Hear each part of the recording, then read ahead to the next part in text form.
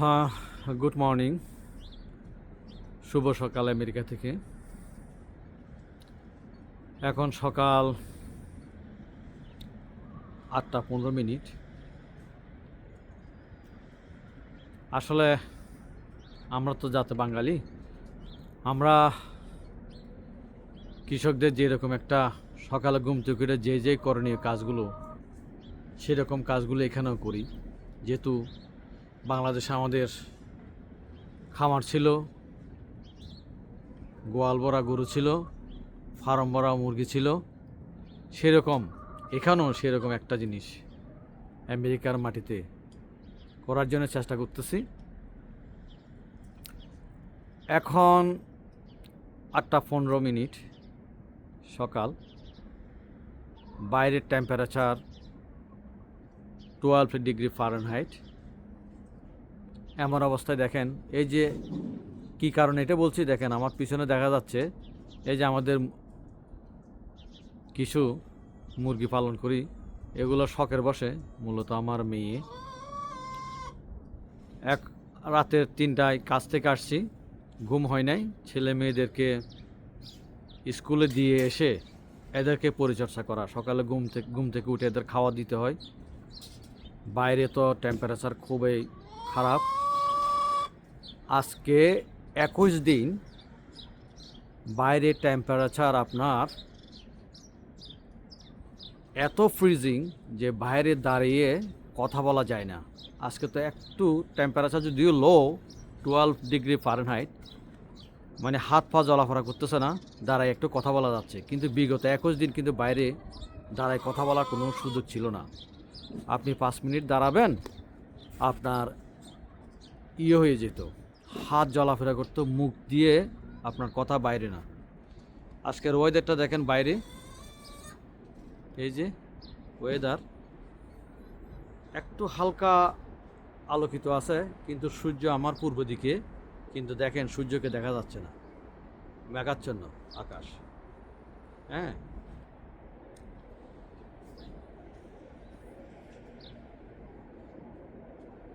মেঘাচ্ছন্ন আকাশ, সূর্যকে দেখা যাচ্ছে না এখনো। আমার পিছনে যে বিল্ডিংটা দেখা যাচ্ছে, এটা আমার বাসার পিছনে। এটা হলো যে আপনার একটা মেডিকেল। এখানে যারা বিশেষ করে অর্থোপেডিক অ্যাক্সিডেন্ট করলে তাদেরকে পেইন ইঞ্জেকশন দেওয়া হয়। এখানে সব অর্থোপেডিক ডাক্তার থাকে। আচ্ছা, যাই হোক, আমরা আগের কথায় ফিরে আসি। এই যে মুরগি লালন পালন করা এই ঠান্ডার মধ্যে অনেক কষ্টকর। তাদেরকে খাবার দেওয়া অনেক কষ্ট। দেখেন কি অবস্থা এদেরকে এখন এই ঠান্ডার মধ্যে। তারা এই এতটুকু জায়গা পর্যন্ত আসে এখন, এই ফ্রিজিংয়ের মধ্যে, বাইরে আর বেশি আসে না। দেখেন এই জায়গাটাকে তারা একদম থাকতে থাকতে এটা একদম নোংরা হয়ে গেছে। আর পানি দিয়ে গেছি কিছুক্ষণ আগে, পানিগুলো আইস হয়ে গেছে। আবার এখন আমি গরম পানি আনছি, পানিগুলো দেব। ওই যে আনতেছি পানি। আর এদের দেখেন এই যে এখন খাবার দিব। খাবারটা এই যে খাবার, এগুলা বুটটা, আর এখানে একটা আছে, এই যে দুইটা খাবার একসাথে মিক্স করে, এটা রেডি খাবার, আর একটা হলো বুটটা।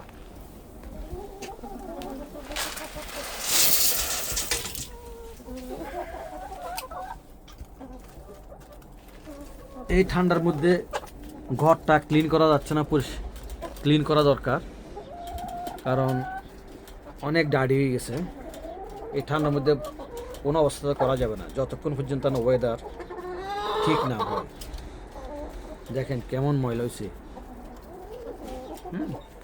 আসলে কৃষকদের যে কাজ, সকালে ঘুম থেকে উঠি, গোয়াল ঘরে যাবে, ওখান থেকে গরু বাইর করবে, মাঠে নিয়ে যাবে, ঘাস দিবে, আর মুরগিকে ঘর থেকে বাইর করে খাবার দিবে। এরকমই অবস্থা।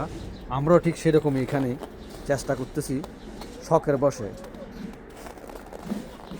এখন পানি আনবো, পানি দিব। দেখেন পানির কি অবস্থা। ওখানে একটা সিঙ্গেল আছে আমার, ওর বাড়িটা পুরো আইস। দেখেন এখানে আমি এভরিডে এই আইসগুলোকে ওই বাটি থেকে ফেলি আর কি, বাটির পানিগুলো আইস হয়ে যায়, আইসে মনে হয় যেন এগুলো আমাদের দেশে ভাপা পিঠের মতো হয়ে গেছে। দেখেন কী রকম ঠান্ডা হতে পারে।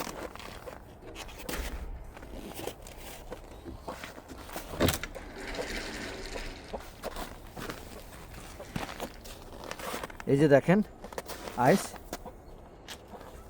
এটা আইস হয়ে যেগুলো, এই যে আইসগুলো ফেলবে এখন।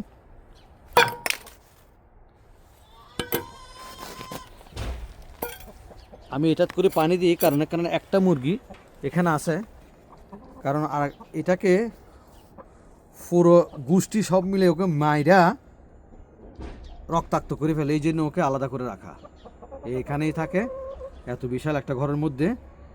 আর ওর তো এখন অনেকটা ভালো লাগতেছে, একটা ফইরও তার পাছায় ছিল না, ফিরে ছিল না, এখন পাছায় ফিরে তো অনেকগুলো ফইর হয়েছে।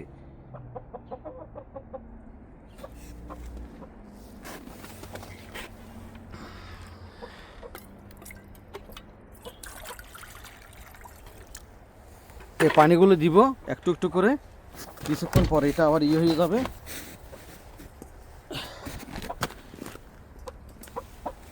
1-2 ঘন্টা পরে এই পানিগুলো আবার আইস হয়ে যাবে, আবার দিতে হবে, কারণ বেশি পানি দেওয়া যাবে না এখন।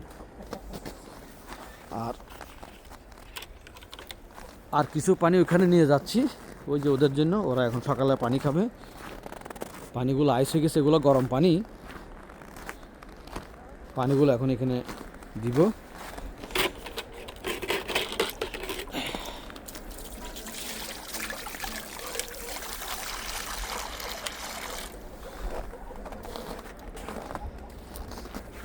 এই যে পানি খেতে আসতেছে,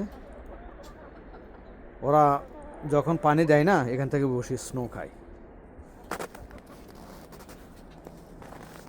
সূর্য ওই যে দেখেন অনেক দূর থেকে সূর্যটা দেখা যাচ্ছে, দেখেন সূর্যের কি অবস্থা। এই এমনভাবে দেখা যাচ্ছে সূর্য একটু চেহারা দেখা যাচ্ছে, কিন্তু আলোটা বাইরে আসছে না। দেখেন আরও কিছু দেখায় যে বাইরের টেম্পারেচার কীরকম ঠান্ডা হতে পারে। হ্যাঁ,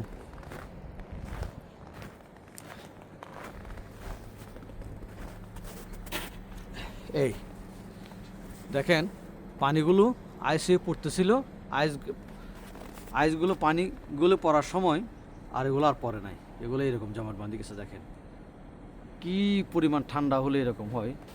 আমার 12 বছরে আমি এরকম ঠান্ডা দেখি নাই, কন্টিনিউ 21 ডেজ এরকম ঠান্ডা। হ্যাঁ দেখেন আইসগুলো, পানিগুলো যতটুকু নামছে এতটুকুর মধ্যে এটা আইসে গেছে। এই যে আর গাছকে তো দেখে মনে হচ্ছে এগুলো মৃত গাছ। হ্যাঁ, কিছুদিন পর দেখবেন এগুলা আস্তে আস্তে আস্তে আস্তে যখন ঠান্ডা একটু কমে আসবে, ফেব্রুয়ারি মার্চ এপ্রিলের দিকে যেগুলো পাতা শুরু হবে এই গাছগুলোর। তো আপনারা যারা আমার ভিডিওগুলো দেখেন, যারা আমার ফলোয়ার আছেন, তারা আমার সাথেই থাকবেন এবং আপনারা বেশি বেশি শেয়ার করবেন, ফলো দিবেন, লাইক দিবেন। এবং আমাদের একটা ইউটিউব চ্যানেল আছে আজিজুল করিম সোহার্তু, ওই চ্যানেলটাকে আপনারা বেশি বেশি সাবস্ক্রাইব করবেন, কারণ আপনাদেরকে অনুপ্রেরণায় আমরা একদিন সামনের দিকে এগিয়ে যাব। আমাদের ইচ্ছা আছে কখনো যদি ফেসবুক পেজ বা ইউটিউবে যদি আমরা টাকা আর্ন করতে পারি, আমাদের ইচ্ছা আছে যে বাংলাদেশের যে এতিম দুস্থ গরিব তাদেরকে সাহায্য করার জন্য। তো আপনারা অবশ্যই আমাদের ফেসবুক পেজে থাকবেন, আমাদের ফলো দিবেন, শেয়ার দিবেন, লাইক দিবেন এবং বেশি বেশি করে সাবস্ক্রাইব করবেন এবং কমেন্ট করবেন। হ্যাঁ, আর আরেকটা জিনিস বলি যে ওই যে এখানে যে যারা পোলট্রি ফার্ম বাংলাদেশে লালন পালন করেন, আমাকে কোশ্চেন করতে পারেন তারা যে কেন এখানে এই ঠান্ডার মধ্যে মুরগিগুলো মারা যায় না। আমিও বাংলাদেশে পোলট্রি ফার্ম ছিলাম, আমার মৃত্যুর হার ছিল অনেক বেশি, যেমন গাম্বুরো ছিল, সিআরডি ছিল, এইসব কারণে মুরগিগুলো বেশি মারা যেত। কিন্তু আজকে এখানে 21 ডেজ -17, 20 এরকম ডিগ্রির ভিতরে এগুলো মারা যায়নি। তাহলে কেন মারা যায়নি? নিশ্চয়ই তার কোনো ব্যাখ্যা আছে, কারণ আছে। আপনারা আমাদেরকে ফেসবুক পেজে আপনারা কমেন্ট করবেন, ওগুলো আমরা আপনাদেরকে জানাতে পারবো কী কারণে এখানে মুরগিগুলো মারা যায় না। যেহেতু আমি এখানে মুরগিগুলো লালন পালন করতেছি, আমি দেখতেছি কী কারণে মারা যায় না, আমাদের দেশে কেন মারা যায়। তা আল্লাহ হাফেজ, আজকের মতো এখানেই বিদায়।